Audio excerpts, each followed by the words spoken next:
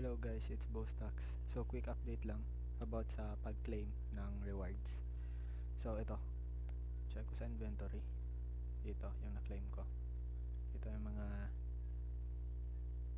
natitirang need ko i-claim.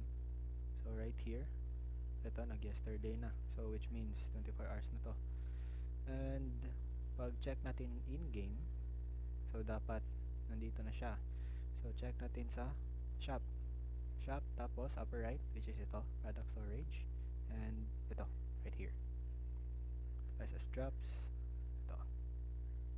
And I think that's it guys. So claim muna natin to, batch claim,